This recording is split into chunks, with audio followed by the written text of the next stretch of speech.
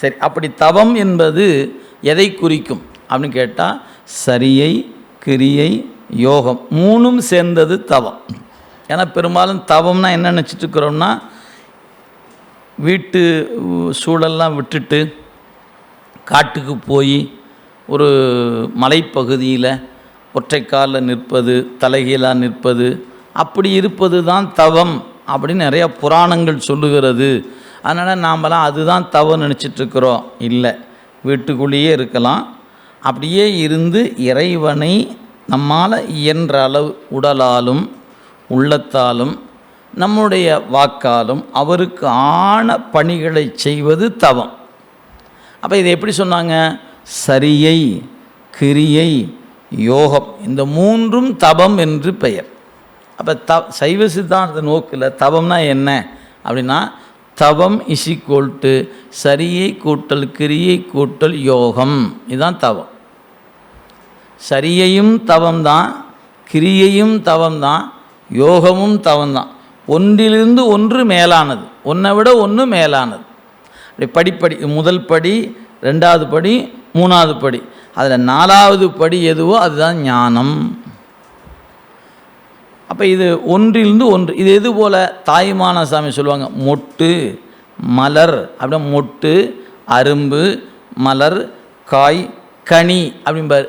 மொட்டு இல்லாமல் அரும்பு இல்லை, அரும்பு இல்லாமல் மலர் இல்லை, மலர் இல்லாமல் காய் இல்லை, காய் இல்லாமல் கனி இல்லை.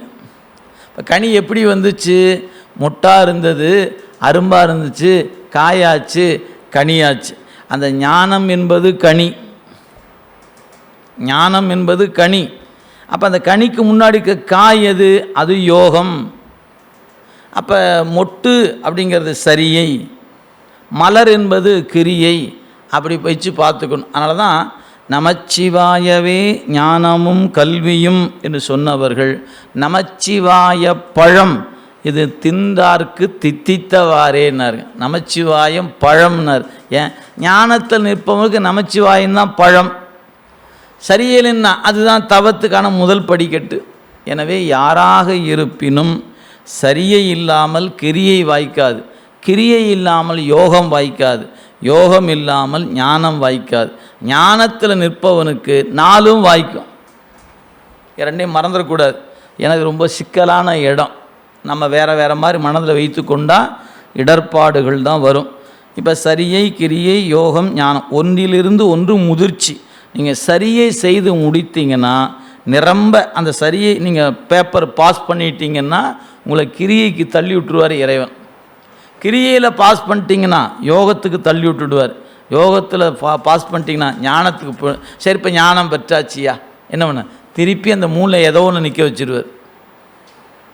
ஏன்? அந்த ஞானம் பெற்றவன் என்ன செய்தாலும் ஞானம்தான். அவன் சரியை செய்தாலும் ஞானம்தான், கிரியை செய்தாலும் ஞானம்தான், யோகம் செய்தாலும் ஞானம்தான். எனவே அதுக்கு என்ன பண்ணி பேர் வச்சுருவாங்க? ஞானச்சரியை, ஞானக்கிரியை, ஞான யோகம், ஞானத்தில் ஞானம்னு வச்சுருவாங்க பேர். இவ்வளோங்க விஷயம். இப்போ அப்பர் சாமி எடுத்து உதாரணத்துக்கு அவர் சரியை, கிரியை, யோகம், ஞானம் அதில் எதில் நிற்கிறாரு? ஒரு உழவான செய்தார், கோயிலை கூட்டினார், அது சரியைன்னு பேர். அப்போ இந்த சரியையில் இருக்கிற திருநாவுக்கரசு பெருமான் ஞானம் பெற்றாரா இல்லையா? இல்லைங்க, அவர் இப்போ தான் சரியில் இருக்கிறாரு. இன்னும் கிரியை இருக்குது, யோகம் இருக்குது, இன்னும் ஞானத்துக்குள்ளே போகணும் அப்படின்னு நீங்கள் இந்த கருத்தை இதிலேயே வச்சுக்கிட்டிங்கன்னா என்ன சிக்கல் வந்துடும்? திருநாவுக்கரசு பெருமான் இறைவனோடு கலக்கலேன்னு ஆகிடும். ஏன் அப்படி ஆயிடுமா? ஆம், நம்முடைய நூல் இப்போ இந்த பகுதியில் சொல்ல போகிறாரு. சரியைக்கு ஒரு பயன் இருக்கிறது, கிரியைக்கு ஒரு பயன் இருக்கிறது, யோகத்துக்கு ஒரு பயன் இருக்கிறது, ஞானத்துக்கு ஒரு பயன் இருக்கிறது. சரியையின் பயன் சிவலோகத்தில் இருத்தல், கிரியையின் பயன் சிவபெருமானுக்கு பக்கத்தில் இருத்தல், யோகத்தின் பயன் சிவபெருமானை போல இருத்தல், ஞானத்தின் பயன் இறைவனோடு கலந்து விடுதல். இப்போ நீங்கள் எங்கே நிற்கிறீங்களோ அதுதான் பயன். சரியில் நின்னீங்கன்னா சிவலோகம் உறுதியாக உண்டு. தண்ணி ஊற்றி பூ வச்சு ஒரு கிரியையில் நின்னீங்கன்னா சிவபெருமானுக்கு பக்கத்தில் இருக்கலாம். அந்த பூசையில் யோகம் கைவரப்பெற்று அகப்பூசையில் ஒடுங்கி நிற்கக்கூடிய வாய்ப்பு கிடைக்குமானால் நீங்கள் எங்கே நின்றலாம்? சிவபெருமானை போல இருக்கலாம். அதே சமயத்தில் இதன் முதிர்ச்சியாகிய ஞானம் கைவரப் பெறுமானால் நீங்கள் இறைவனோடு கலந்து விடுவீர்கள். இதுதான் அடிப்படை. அப்போ சரியை, கிரியை, யோகம், ஞானம், 4க்கு 4 பயன் இருக்கிறது.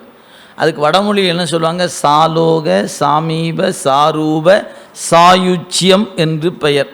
இந்த சாயுச்சியம் என்பது தான் நம்ம இறைவனோடு கலந்து விடுவது.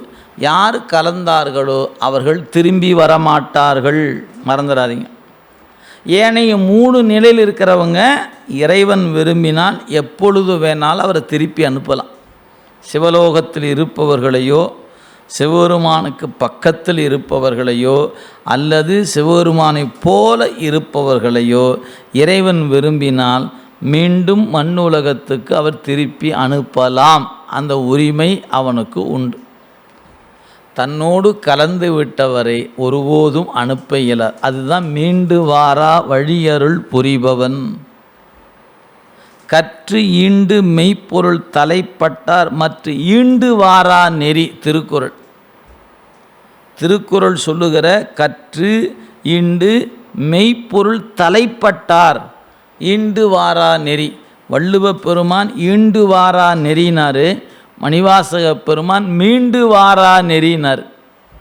மீண்டு வாரா வழியருள் புரிபவன் பாண்டி நாடே பழம்பதியாகவும், மணிவாசருடைய திருவாக்கு. எனவே யாராக இருப்பினும் ஞானம் பெறாமல் வீடு வேறு இல்லை. ஞானம் பெறலைன்னா அவங்கவுங்களும் ஒரு இடம் இருக்குது, அந்த இடத்துல இருப்பாங்க. இப்போ இந்த உடம்பில் இருந்து உயிர் பிரிகிறது. நான் இதெல்லாம் பாட்டுக்குள்ளே இருக்குங்க, நான் அங்கே போகும்போது வேகமாக போயிடுவேன். இப்போ சரியில் ஒருத்தர் இருக்கிறார், அவர் சமயத்தீக்கை பெற்றுட்டார். சரியை தொண்டு பண்ணியிருக்க, கோயிலுக்கு கூட்டுவார், பூ பறிப்பார், பூ தொடுத்து கொடுப்பார், மாலையெல்லாம் கட்டி போடுகிறார், எல்லா பணியும் செய்கிறார். அவர் பூசைக்கு போகலை. ஆனால் அந்த பணி இருக்கும்போதே ஒரு நாள் அவருக்கு ஆயுட்காலம் முடிஞ்சதுன்னா என்ன ஆகும்? அவர் அந்த சரியை பணியின் பயனாக சிவலோகத்தில் போய் இருந்துருவார்.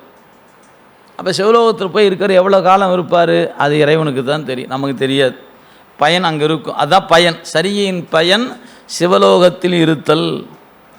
இப்போ அந்த உயிர், அங்கே இருக்கிற உயிர் அங்கேயும் தவம் செய்யும், தவம் செய்துக்கிட்டே இருக்கும்.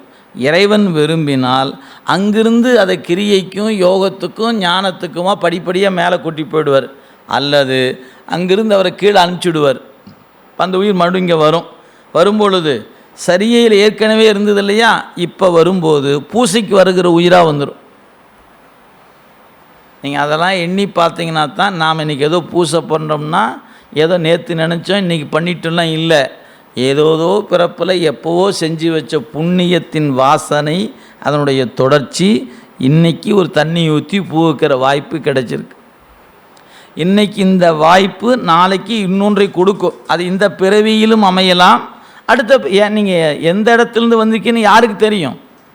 நீங்கள் சரியையாளராக இருந்து வந்திருக்கீங்களா, கிரியையாளராக இருந்து வந்திருக்கீங்களா, யோகத்திலேருந்து வந்திருக்கீங்களா நமக்கு தெரியாது, அல்லது ஞானத்திலேருந்து வந்திருக்கீங்களா நமக்கு தெரியாது. ஆக நீங்கள் எதிலிருந்து வந்திருந்தாலும் அப்படி வந்த நிலையிலிருந்து அடுத்த படிநிலைக்கான முயற்சிக்கு இறைவன் அதற்கு ஏற்றாற் போல இடத்துல தான் பிறக்க வச்சு அந்த வாய்ப்புகளையெல்லாம் உருவாக்கி கொடுத்துருப்பார். நீங்கள் செஞ்ச தவம் ஒன்று, வாய்ச்சது ஒன்று அப்படிலாம் இல்லை. அதெல்லாம் விளையாட்டுக்கு சொல்லிக்கொள்ளலாம். என்ன செய்தோமோ அதுக்கு ஏற்றாற் போல கொடுத்துருப்பார். அப்போ நாம் சரியையாளரா, கிரியையாளரா, யோகத்துக்குரியவரா, ஞானத்துக்குரியவங்க எப்போ தெரியும்? 4வது நிலைக்கு போகிற வரைக்கும் நமக்கு தெரியாது. ஏதோ ஒன்று இருக்கிறோன்னு தெரியுது, அது தொடக்கத்தில் இருக்கிறோமா. ரெண்டாவதுக்கு வந்துட்டா 3வது வேண்டிய தவம் இப்போவே இருக்கான்னு நமக்கு தெரியாது. ஆனால் ஒன்று தெரிஞ்சுக்கலாம், பூசைக்கு வந்துட்டிங்கன்னா நீங்கள் ஏற்கனவே சரியையாளர் என்கிற தவத்தை செய்தவர். இப்போ கிரியையாளராக வந்துட்டோம் அப்படின்னா இங்கே இருக்கிறதுக்கு அதுதான் காரணம். சரி, இப்படி 1, 2, 3, 4 படிநிலையில் ஒவ்வொருத்தருக்கும் ஒரு எல்லை வரையறை செய்திருக்கிறாங்க. சரியையாளருக்கு சரியை தான் எல்லை, அவங்க அதுக்கு மேலே அவங்களுக்கான உரிமை இல்லை. ஆனால் கிரியையாளருக்கு என்ன உரிமைன்னு கேட்டிங்கன்னா, சரியையும் கிரியையும் அவருக்கான உரிமை, ரெண்டுக்கும் அவருக்கு உரிமை உண்டு. அதுவே யோகத்துக்கு வந்தீங்கன்னா சரியையும் கிரியையும் யோகமும் உங்களுக்கான உரிமைக்குரியது. சரி, ஞானத்துக்கு வந்துட்டால் நாலுமே அவருக்கான உரிமை. இது எப்படி புரிய வைப்பது? ரொம்ப எளிமையாக புரிய வைக்கலாம். இப்போ நாம் அரசாங்கத்தினுடைய வழிகாட்டுதலில் மோட்டார் வாகன சட்டம் அப்படின்னு தனியாக வச்சுருக்கிறார். அதில் இந்த இரு சக்கர வாகனங்களை ஓட்டி ஒரு முறையான அனுமதி பெறுதல் அப்படின்னு ஒன்று இருக்குது. அதில் பார்த்திங்கன்னா 2 பிரிவாக வச்சுருப்பாங்க. ஒன்று வித் கியர், வித்தவுட் கியர் அப்படின்னு 2 இருக்கும். டிவிஎஸ் 50 போன்ற லூனா, டிவிஎஸ் 50 போன்ற வண்டிகளாம் கியர் கிடையாது. எனவே நீங்கள் லைசன்ஸ் வாங்கினா 8 போட்டு லைசன்ஸ் வாங்கணும். வாங்கும்போது அந்த அதில் எழுதியிருப்பான் பர்மிஷன். இவருக்கு என்ன பர்மிஷன்னா வித்தவுட் கியர் அப்படின்னு கொடுத்துருப்பான். ஒருவேளை நீங்கள் மோட்டார் வாகனத்தில் கியர் வண்டி ஓட்டுகிற உங்களுக்கு பயிற்சி இருந்துச்சுன்னா 2 வீலர் லைசன்ஸ் கொடுக்கும்போது வித் கியர் அப்படின்னு கொடுத்துருவாங்க. இது 2 வீலருக்கு. சரி, இப்போ அடுத்தது 4 சக்கர வாகனம் ஓட்டுகிறோம்னா முதல்ல நம்ம ஒரு எல்எல்ஆர் போடுகிறோம். லைசன்ஸ் வாங்கியாச்சு. வாங்கினா 4 சக்கர வாகனத்தை ஓட்டுவதற்கான உரிமை எனக்கு இருக்கிறது. சரி, ஆனால் நான் என் வாகனத்தை ஓட்டுவதற்கு தான் உரிமை பெறுகிறேனே ஒழிய ஊரில் இருக்கிற வாகனத்தை ஓட்டுறதுக்கு எனக்கு உரிமை கிடையாது. ஒருவேளை அப்படி ஓட்டினா என்ன பண்ணணும்? நான் அதுக்கு ஒரு பேட்ச் அப்படின்னு ஒரு லைசன்ஸ் வாங்கணும். யார் டிரைவர் அப்படின்னு என்னுடைய கேட்டகரியை உயர்த்தி கொண்டு நான் ஒரு பேட்ச் லைசன்ஸ் வாங்கினா 4 சக்கர வாகனம் எதை வேணாலும் ஓட்டலாம். யாருடைய வாகனம் ஒருவேளை நம்ம போகிற வண்டி எங்கேயாவது ஒரு சின்ன விபத்துக்குள்ளே ஆகுதுன்னா நீங்கள் வண்டியினுடைய ஓனரான்னு கேட்பான். ஆமான்னா தான் நீங்கள் இன்சூரன்ஸ் கிளைம் பண்ணலாம். இல்லைன்னா நீங்கள் லைசன்ஸ் உங்கள் வண்டி இல்லைன்னா நீங்கள் கிளைம் பண்ண முடியாது. சட்டம் வச்சுருக்கிறா அந்த மாதிரி. சரி, இது 4 சக்கர வாகனத்துக்கு. இதே தான் 6 சக்கர வாகனம். இப்போ 6 சக்கரம் 8 சக்கரம் 10 இன்னும் பெரிய பெரிய வாகனம் வந்துருச்சு. இப்போ நீங்கள் எல்லாம் நினச்சி பாருங்கள். இப்போ டீ போர்டு போட்டு, அதாவது ட்ரெய்லர்னு லாரி இருக்குது, பார்த்திங்கன்னா தெரியும். 10 சக்கரம் 20 சக்கரம் இருக்கும். ட்ரெய்லர் ஓட்டக்கூடிய லைசன்ஸ் வாங்கினவர் 6 சக்கர வாகனம் ஓட்டலாமா வேண்டாமா? அவர் ட்ரெய்லரே ஓட்டுவாரியா? அவரோட லைசன்ஸு கெப்பாசிட்டி எவ்வளவு? 20 சக்கரம் இருக்கிற வண்டியே அவர் அழகாக இலகுவாக கையாளுவார்.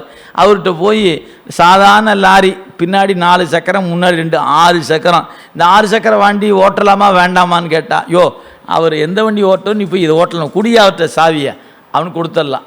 இவர் இந்த 6 சக்கர வாகனம் ஓட்டுறட்டு கொண்டு ட்ரெய்லர் கொடுத்தீங்கன்னா தடுமாறி நிற்பார் பயிற்சி இல்லாமல். ஆனால் அவர்கிட்ட இதை கொடுத்தீங்கன்னா அழகு போல் ஓட்டு. சரி, இப்போ அந்த லாரி டிரைவர்கிட்ட காரை கொடுத்தா ஓட்டு வர மாட்டாரா?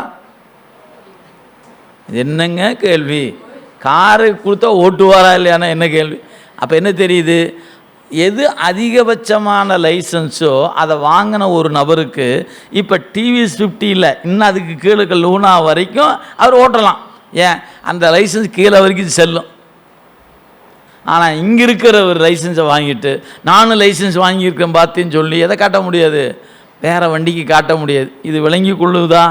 இதே தான்ங்கிறது. சரியையாளருக்கு சரியை மட்டுமே உரிமை, கிரியையாளருக்கு சரியையும் கிரியையும் உரிமை, யோக நெறியில் நிற்பவருக்கு ஏனையம் 2ம் யோகமும் உரிமை, ஞானத்தில் நிற்பவனுக்கு 4ம் உரிமை. அதனால தான் திருஞான சம்பந்தர், நாவுக்கரசர், சுந்தரர், மணிவாசக பெருமான் போன்ற 4 பேருமே ஞானத்துக்குரியவர்கள். நாம் விளங்கி கொள்வதற்காக ஒருத்தர் ஞான சரியில் இருப்பது போல, ஒருத்தர் கிரியையில் இருப்பது போல, ஒருத்தர் யோகத்தில் இருப்பது போல காட்டப்படுகிறது. உண்மை அதல்ல. அவர்கள் 4 பேரும் ஞானத்துக்கு உரியவர்கள், மறந்துடக்கூடாது. ஏன்னா சில பேர் பேசும்போது ரொம்ப ஆர்வத்தில் என்ன பண்ணிடுவாங்க, திருநாவுக்கரசர் சரியையாளர், நம்முடைய ஞானசம்பந்தர் கிரியையாளர், சுந்தரமூர்த்தி சுவாமி யோகத்துக்குரியவர், மாணிக்கவாசர் ஞானத்துக்குரியவர் அப்படின்னு சொல்லுவாங்க. அப்படி சொல்லி நிறுத்திட்டிங்கன்னா பிழையாக போயிடும். அவங்க பெற்ற முத்தி பழுதாக போயிடும். மறந்துடக்கூடாது. அப்பர் பெருமான் இறைவனோடு கலந்து விட்டவர், ஞானசம்பந்த பெருமான் இறைவனோடு கலந்து விட்டவர். அப்படி இருக்கிறவரை நீங்கள் போய் நீங்கள் சரியை கிரியைன்னு முத்திரை கொடுத்தினீங்கன்னா அவங்க பெற்ற முத்தி சாலோக சாமீப முத்தியாகி விடுமே ஒழிய சாயுச்சிய முத்தியாக கருதப்பட மாட்டாது.